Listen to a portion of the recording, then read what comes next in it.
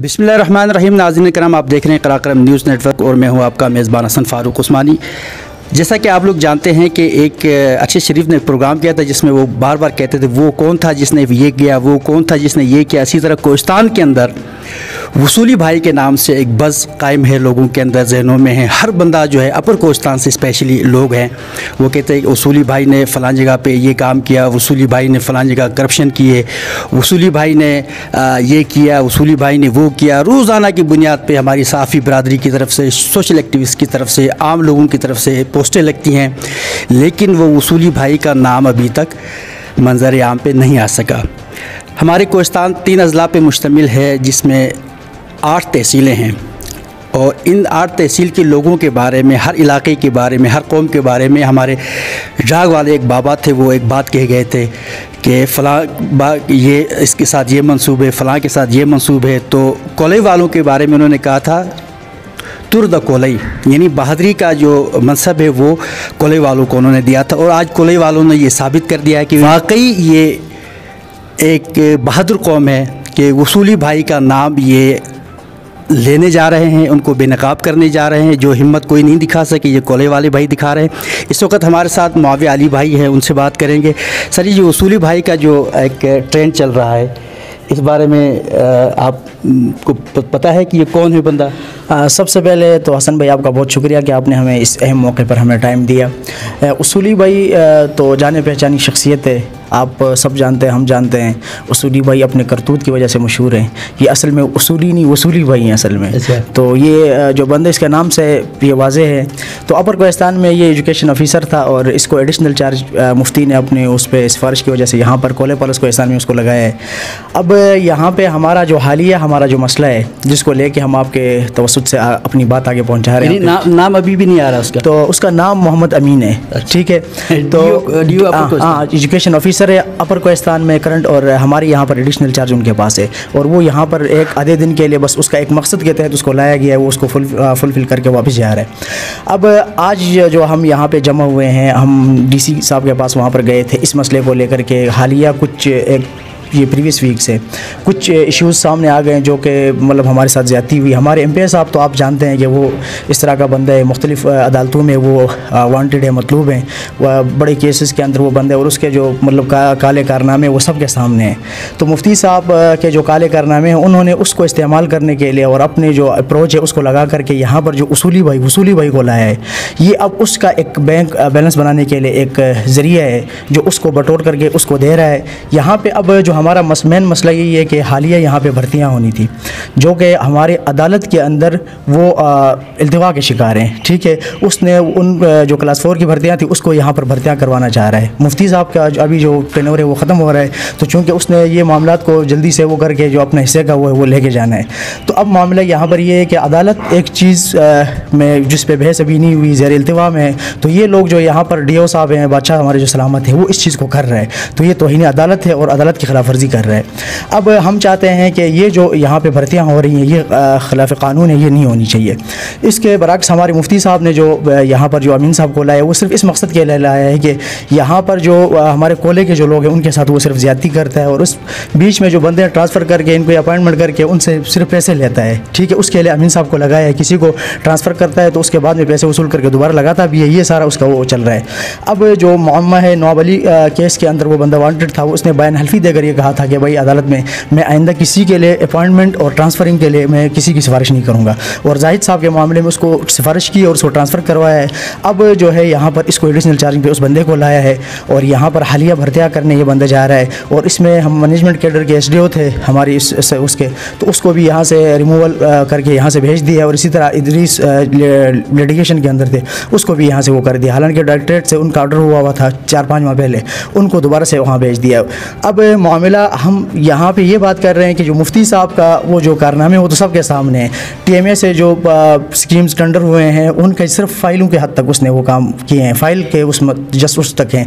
उसमें मतलब जो ऑन द ग्राउंड उसमें कोई चीज़ नहीं, मतलब कहीं पे भी ज़ीरो उसकी कारकर्दगी है, लेकिन फ़ाइलों के हद तक उसने वो किया है। अब जो यहाँ पे हमारे DO साहब हैं, हम उसके ख़िलाफ़ इंशाअल्लाह हमारी जो प्रूफ हमारे सामने है, उसने गलत काम किए हैं, बहुत सारे रिश्वत लेता है ये बंदा, लोगों को लगाता है, जब अपनी मनमानी करता है, जब तक नहीं, कोई बंदा उसकी बात नहीं मान लेता है तो वो उसको क्या करता है, हटाता है।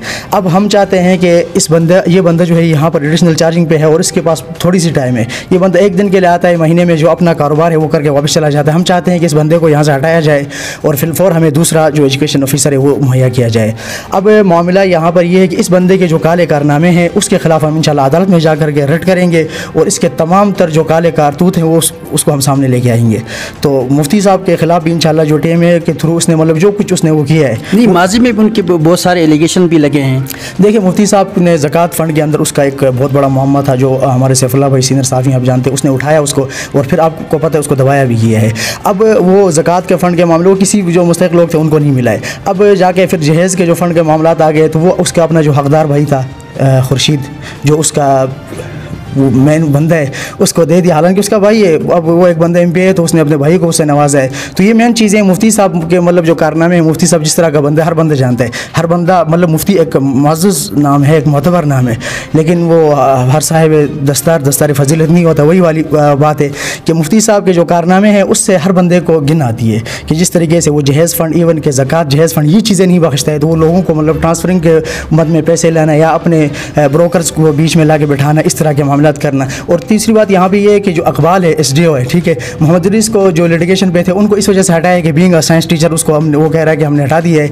अब मामला ये है कि वो इकबाल जो है वो अदालत से नवाब अली जो है DO उनके जो केस है उसमें वो मतलूब है अदालत में, वो वहाँ से सस्पेंडेड है, उसको फोकल पर्सन लगाए MPA की तवसुत से, ठीक है। फोकल पर्सन तो कोई चीज़ नहीं होती, कोई चीज़ नहीं होती, लेकिन मुफ्ती साहब और ये जो हमारे बादशाह सलामत है उनकी मनमानी है, वसूली भाई, ठीक है, अमीन साहब, इनकी मनमानी है और ये चाहते हैं कि मतलब ये दूसरे लोगों को समझते ही नहीं है, ना कानून को समझते हैं, ये समझते हैं कि यहाँ पर हम हैं तो हमसे हर चीज़ हो सकती है, ठीक है। उन्होंने उस बंदे को लगाया है और ये तमाम तर मामला जो है उनकी वजह से यहाँ पर हो रहे हैं। तो अब हमारा मुतालबा यही है कि इस बंदे को फिलफौर हटाया जाए और जो बाकी हमें आगे से जो DO मिले और इंशाल्लाह वो हम उससे उम्मीद भी करेंगे कि भाई वो मामला को देखेगा, क्योंकि अब मुफ्ती साहब के ज़रिए तवसुत से वो बंदा जब आएगा तो लाजमी बात है वो फिर सब वही करेंगे, क्योंकि आगे वाला जो बंदा है वो उनसे करवा यही रहा है। तो मैं यही कहूँगा कि अपने जो इलाके के लोग हैं उनको भी मैं यही पैगाम दूँगा कि हमारी यूथ के अंदर जो लोग बैठे हुए हैं, हम बेशक यूथ अच्छी चीज़ है, मुख्तलिफ तंजीमें अच्छी हैं कॉम्पिटिशन के लिए, लेकिन ऐसे मौके पे हमें आगे आकर के फ्रंट लाइन पे आकर के अपने जो हुकूक़ हैं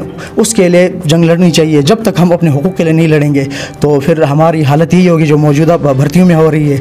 कॉलेज से कोई बंदा नहीं लिया जा रहा, तमाम पॉलिस के बंदे लगाए जा रहे हैं। हेडक्वार्टर जो जबरी हेडक्वार्टर है जिसको हमने अभी तक तस्लीम नहीं किया, लेकिन उस हेडक्वार्टर के अंदर जो मतलब जो लोग लग रहे हैं सब कुछ वो उसको मतलब जो हमारी 3 UCs है उसमें से कोई बंदा लाया ही नहीं जा रहा, तमाम जो लोग हैं वो पॉलिस के लोग लाए जा रहे हैं। तो मैं यही कहूँगा कि ये मुफ्ती साहब की जो चीज़ें इंशाल्लाह उसके तमाम प्रूफ जो हैं वो हम आपको भी प्रोवाइड करेंगे और इंशाल्लाह उसको रेड भी करेंगे। अच्छा जी, हमारे साथ डॉक्टर असफर साहब मौजूद हैं। डॉक्टर असफर साहब, ये इस मामले में ये जो वसूली भाई का नाम आप लोगों ने ले लिया है कि मोहम्मद अमीन साहब अपर कोस्तान से, आप क्या कहेंगे इस बारे में? बिस्मिल्लाहिर्रहमानिर्रहीम। हसन फारूकी साहब, मैं आपका मशकूर हूँ कि आपने मुझे मौका दिया। सबसे पहले बात तो यही है कि वसूली भाई के नाम से तो मशहूर है, लेकिन मैं इनको कहूँगा कि मुफ्ती का सेक्रेटरी से मशहूर है, क्योंकि मुफ्ती साहब जो कहता है वो सिफारिश से लाया गया है DO साहब को, तो वो कहे कि आप बैठे या उठे उनका हाथ है। तो मैं अपने इलाक़े के जो यूथ मेंबरान है, अपने मैं किसान कौंसलर के औसत से मैं बात कर रहा हूँ। हमारे जो किसान कौंसलर है, जनरल कौंसलर है, हमारे जो तहसील चेयरमैन है हाजी मोहम्मद इकबाल साहब, मैं उनको ये अपील करता हूँ कि हमारे कोले के आवाम के हुकूक़ को पामाल किया जा रहा है, इसके अजाला के लिए आप नज़रसानी करें। इकरामुल्लाह जान भाई हमारे साथ हैं, उनसे भी बात करेंगे। सर, क्या कहेंगे इस मामले में? नाम तो आप लोगों ने ये जो है ये पूरा एक वो बना हुआ था, बस बना हुआ था कि ये वसूली भाई कौन है, तो वसूली भाई का नाम तो आपने दे दिया है, अब इस बारे में क्या कहते हैं आप? देखें हसन भाई, सबसे पहले तो मैं आपका शुक्रिया अदा करता हूँ कि आपने अपने कीमती टाइम में से वक्त निकाल कर हमारे पास आए। देखें, आज हमारी मीटिंग हुई, हमारी मीटिंग में हमारे इलाके से लोकल बॉडीज़ में मुंतखब हमारे नुमाइंदे भी थे, जिसमें यूथ कौंसलर है, जिसमें किसान कौंसलर है, जिसमें जनरल कौंसलर है, तो हमारे तंजीम के साथी भी थे। तो हमने कुछ हमारे वसूली जो भाई नाम से मशहूर हैं उनके ऊपर हमारे कुछ तहफ़्फ़ुज़ात थे, कुछ हमारे मुतालबात थे जिनको लेकर हम DC साहब के पास गए।